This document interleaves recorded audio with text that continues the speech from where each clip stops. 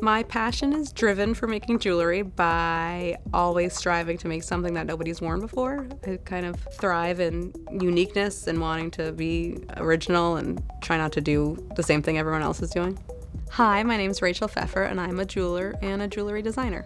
I've been making jewelry since I graduated college. My dad is a retired jeweler and him and my mom ran a traditional jewelry store for 30 or 40 years. Growing up in a jewelry store was kind of chaotic sometimes, just because running a business takes a lot of work, and I kind of saw that firsthand.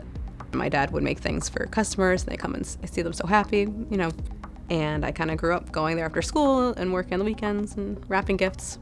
And I think maybe being around jewelry so much made me not want to do it. I feel like I have to do something else. And then I graduated from college with a degree in sculpture and creative writing.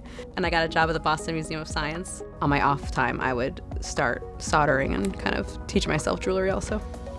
It is exciting to be part of somebody's story and in their lives in a small way, in a meaningful way, when they're always looking down at their hand or if they have a pair of earrings they love. Making wedding bands or engagement rings is really exciting for me because I love knowing that I'll be on their hands, hopefully forever.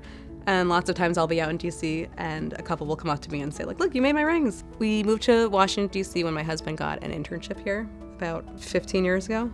I told my parents I'll be back soon. For that whole time I was working in a studio just around the corner.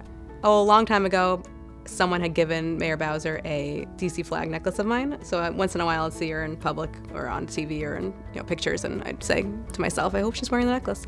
And I was watching the roll call at the DNC this year, and when it was her turn to talk, I just happened to look at the TV and she was wearing it. And I got very excited and took a picture. Almost as exciting as when I saw Beyonce wearing my honeycomb necklace in 2011. Here are 3 tips if you want to try out jewelry making. Try not to overthink the design process. I myself don't sketch things out, but I'll sort of just let the materials find their way into a design. Take classes, which are very helpful and obvious. I didn't take many, and I wish I took more because sometimes I'll try to do something very basic and I don't know how to do it. I'm like, I should have, gone to a class at the bead store and learned how to tie a knot. But I sort of jumped over a lot of steps. Think outside of the box when it comes to materials. You could use, fishing line and make beads out of magazine and paper mache. Yeah, go to your local bead stores because they have more supplies than you expect them to. Making jewelry allows me to be part of somebody's life in a tangible way that I really appreciate, and I like knowing that something I made brings happiness to someone's life.